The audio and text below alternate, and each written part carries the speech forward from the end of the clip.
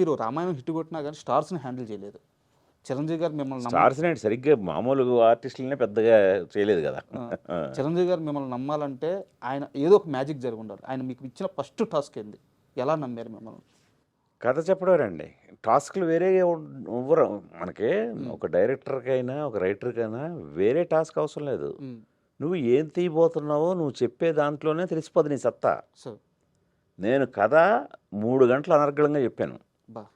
దత్తు గారు, చిరంజీవి గారు, అరవింద్ గారు వీళ్ళ ముగ్గురు విన్నారు కథ.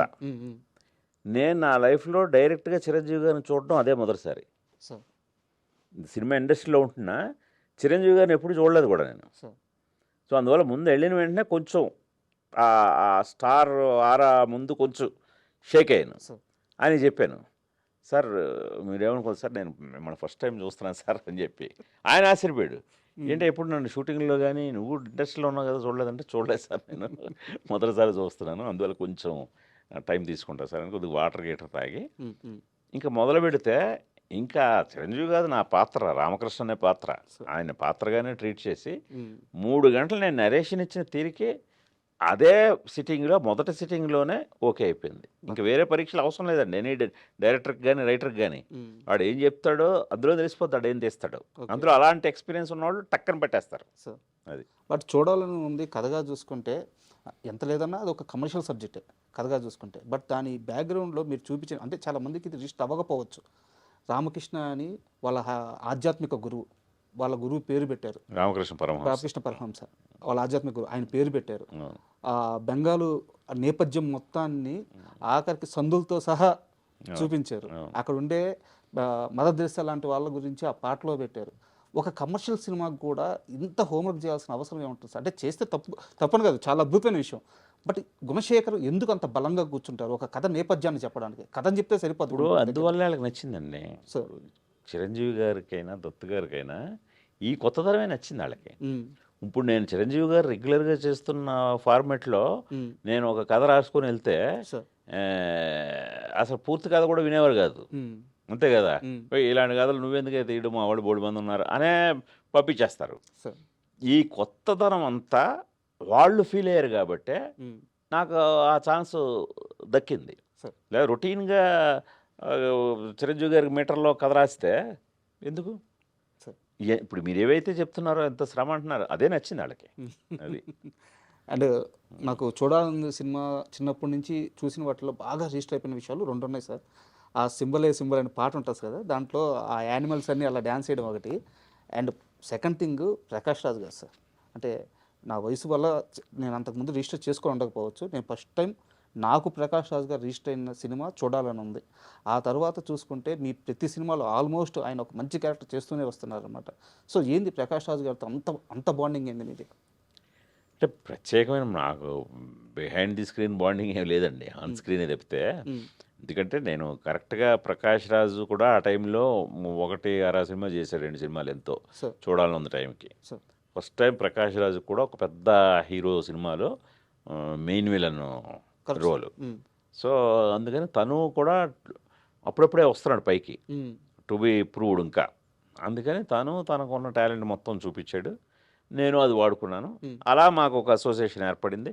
అంటే మనం ఒక క్యారెక్టర్ ఇస్తే ఆ క్యారెక్టర్ని బాగా వర్కౌట్ చేస్తున్నాడు, అది బాగా వర్కౌట్ అయ్యేలాగా జనరంజకంగా చేయగలుగుతున్నాడు, అది ఆల్వేజ్ మనకు ప్లస్సే కదా.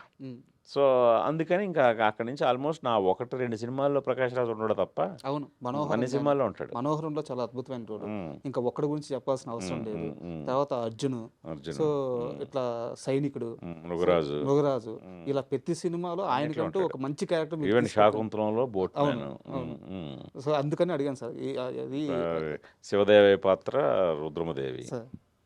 సో అందువల్ల ఈ అసోసియేషన్ చాలా లాంగ్ కెరీర్ స్టార్ట్. ఎందుకంటే చాలా మంచి యాక్టర్ అండి ప్రకాష్ రాజు. మనం ఏదైనా క్యారెక్టర్ ఇస్తే అది చాలా బాగా 10 ఎన్హాన్స్ చేస్తాడు. బట్ ఎప్పుడు ప్రకాష్ రాజు గారితో మీకు సమస్యలు రాలేదా? ఎందుకు వస్తాయి సమస్యలు మనకి? నేను ఎంతవరకు పెట్టుకోవాలో అంతవరకు పెట్టుకుంటాను. నేను సినిమా వరకు పెట్టుకుంటాను. కాల్ షీట్లే ఇబ్బంది జనరల్గా వస్తాయి. అప్పట్లో బాగా బిజీగా ఉండేవాడు కదా. బట్ కొంచెం నేను కొద్ది పర్టికులర్గా వర్క్ స్టైల్లో ఎదురు ఉండేవాడిని. నా డేట్లు నావే అన్నట్టుగా. అందుకని తను కూడా అలాగే రెస్పెక్ట్ ఇచ్చి అవన్నీ అలా కీపప్ చేసేవాడు. అండ్ చూడాలని ఉంది క్లైమాక్స్లో పాట ఉంటుంది ఓ మారియా ఓ మారియా అని చెప్పేసి. యాక్చువల్గా చిరంజీవి గారు లాంటి స్టార్ హీరోని పెట్టుకున్నప్పుడు క్లైమాక్స్ ముందు ఒక మంచి ఐటెం సాంగ్ మాస్ సాంగ్ ఇలా పడడం అలవాటు. బట్ ఆ పాటలో అద్భుతమైన సాహిత్యం ఉంటుంది. సో రీసెంట్గా ఇంటర్వ్యూలో బోస్ గారు కూడా చెప్పారనమాట, నాకు అవకాశం వచ్చిందని. మీరు ఎలా ఒప్పుకున్నారు? నేను ఒప్పుకోను కదా, నేనే క్రియేట్ చేశాను కదా. ఆ, అసలు ఆ సిచ్యువేషన్ నేనే క్రియేట్ చేశాను. ఆ లిరిక్స్ నాకు ఇలా కావాలని చంద్రబోస్ గారు నేనే అడిగాను, నేనే చేయించుకున్నాను ఇది కదా. సార్ సో అదేమీ ఆశ్చర్యం కాదు. నెక్స్ట్ అదేమి రిస్క్ సాంగ్ కాదండి, సార్ అది కమర్షియల్ మీటర్లోనే ఉంటుంది. కమర్షియల్ మీటర్లో ఉన్న సాంగ్నే ఆయన ఆ ఛాన్స్ని బాగా ఉపయోగించుకొని మంచి అద్భుతమైన లిరిక్ రాశాడు ఆయన. సార్ అది. అండ్ తర్వాత మీ సినిమాలు చూసుకుంటే సార్, మహేష్ బాబు గారితో అసోసియేషన్ అక్కడి నుంచి వరుసగా 3 సినిమాలు. ఒక్కడు గురించి నేను ఎక్కువ అడగను సార్, ఎందుకంటే రీసెంట్గానే మీరు ఒక్కడు సందర్భాలన్నీ షేర్ చేసుకుంటూ ఒక ఇంటర్వ్యూ చేశారు. సో నాకు జస్ట్ మహేష్ బాబు గారితో ఉన్న ఆ ట్రావెలింగ్, ఆ 3 సినిమాల ట్రావెలింగ్లో మీరు మహేష్ బాబులో గమనించిన అత్యద్భుతమైన విషయం చెప్పంటే ఏం చెప్తారు? డైరెక్టర్స్ హీరోని మాత్రం చెప్పొద్దు, మీరు ప్రతి ఇంటర్వ్యూలో అదే చెప్పండి, కొత్తగా ఇంకేమైనా మరి అదే అది నేనే కాదు. అందుకనే గుణశేఖర్కే ప్రత్యేకం కాదు మహేష్, ప్రతి డైరెక్టర్కి ప్రత్యేకమే. ఎందుకంటే మహేష్ నిజంగానే డైరెక్టర్స్ హీరో. నెక్స్ట్ అదే తను కూడా కొద్దిగా చాలా వెరీ టేస్ట్ఫుల్ వ్యక్తి. సార్ ఇప్పుడు నేను ఒక్కడు అలా తీయగలిగానంటే 50% క్రెడిట్ తనకిస్తాను, మిగతా 50% నాకు ప్రొడ్యూసర్కి. సార్ సో చాలా కొత్త థాట్స్ తీయడానికి ఆయన కారణమయ్యాడు. సార్ ఆయన ఓకే కాదు, ఆయన డౌట్ ఏమాత్రం వ్యక్తపరిచినా అవి అలా ఉండేవి కాదు. సో అందుకని మహేష్ అనబడేవాడు డైరెక్టర్స్ ఆర్టిస్ట్. అండ్ నేను ఒకటి గమనించింది సార్, మహేష్ బాబు గారు ఎప్పుడు తన కెరీర్ గురించి కాస్త ఎమోషనల్గా బలంగా కానీ ఎమోషనల్గా కానీ చెప్పుకోవాల్సి వస్తే ఆయన ముందుగా ప్రస్తావించేది ఒక్కడు సార్. ఒక్కడు లేకపోతే నా కెరీరు అంటే ఈ స్థాయిలో లేదు, ప్రతి స్టేజ్ మీద ప్రతి సందర్భంలో చెప్పుకుంటూ వస్తున్నారు. సో అట్లా అవి విన్నప్పుడు మీకు ఎలా అనిపిస్తుంది? అంటే ప్రత్యేకంగా దానికి నేనేదో క్రెడిట్ తీసుకోవాలని అయితే అనిపించదు. కానీ సార్ ఒక్కడు అనేది నిజంగా తను ఆ రోజు నన్ను నమ్మబట్టి వచ్చింది. అంటే అంతకుముందే మృగరాజ్ అనే పెద్ద ఫ్లాప్లో ఉన్నాను, ప్రొడ్యూసర్ కూడా దేవిపుత్రుడు అనే ఫ్లాప్లో ఉన్నాడు. సార్ సో అతను కథను నమ్మిన విధానానికి ఆయన మా ఫెయిల్యూర్స్ని చూడలేదు, అసలు లెక్కే లేదు. ఈ కథని తను అద్భుతంగా తీయగలడు, ఆయన అద్భుతంగా నిర్మించగలడు, సార్ వీళ్ళిద్దరూ కరెక్ట్ సార్ అని మమ్మల్ని పూర్తిగా నమ్మాడు. సార్ అది నిజంగా ఆ గట్స్ మాత్రం హ్యాట్స్ ఆఫ్. ఎందుకంటే అది చాలామంది మీకు ప్రీవియస్ ఫిల్మ్ ఫెయిల్ అయ్యేసరికి లెక్కలు మారిపోతాయి, సార్ అలా లెక్కలు మార్చే వ్యక్తి కాదు మహేష్. అది.